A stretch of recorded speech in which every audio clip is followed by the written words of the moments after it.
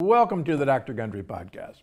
If your goal is a leaner, healthier body, or if you simply want to live a longer, happier life, then my guest on today's episode can help. Ben Greenfield is a multiple New York Times bestselling author, fitness expert, host of the Ben Greenfield Fitness Podcast, and earlier this year he published a brand new book called Boundless: Upgrade Your Brain, Optimize Your Body, and Defy Aging. And if I have enough strength, I'm going to lift it right now because it's actually one of the deepest, biggest books you're ever going to find. There it is, Boundless. Don't get a hernia. That's right. Oh my gosh. So on today's episode, Ben and I are going to talk about the keto diet, the truth about salt, and some exercises you can do for boosting your longevity. Ben, it's great to have you on the podcast.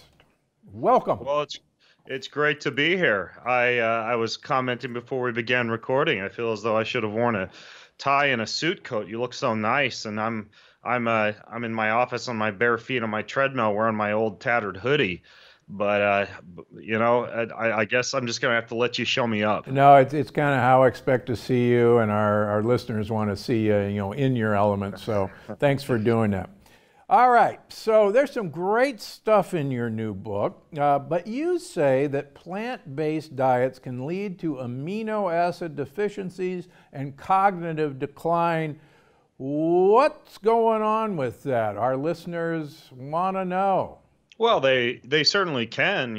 A poorly comprised plant-based diet can present one with a host of nutritional deficiencies. And I should say before I highlight what some of those are that I absolutely love plants. They're a staple in my diet. I'm not one of those strict nose to tail carnivore kind of guys, although I do a fair bit of bow hunting and spearfishing and I love to ethically harvest both plants and animals.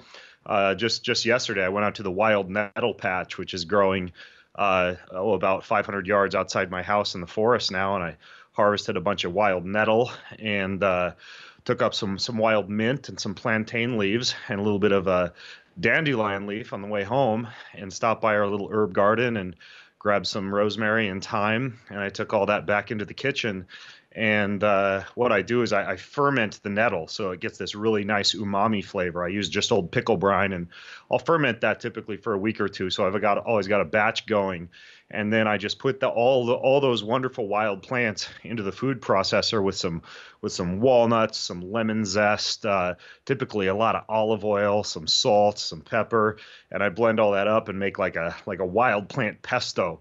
But of course, I tend to smear that on a big old ribeye steak. So I'm an omnivore, and when it comes to plants, if you're eating strictly plants, I would say that the main things you need to be aware of would be vitamin B12 deficiencies, as the lion's share of vitamin B12 is going to come from animal foods, and of course that can be skirted with, for example, the use of like a sublingual vitamin B spray, like a methylated vitamin B, like a B12 spray, or some people use even like intramuscular injections of vitamin B.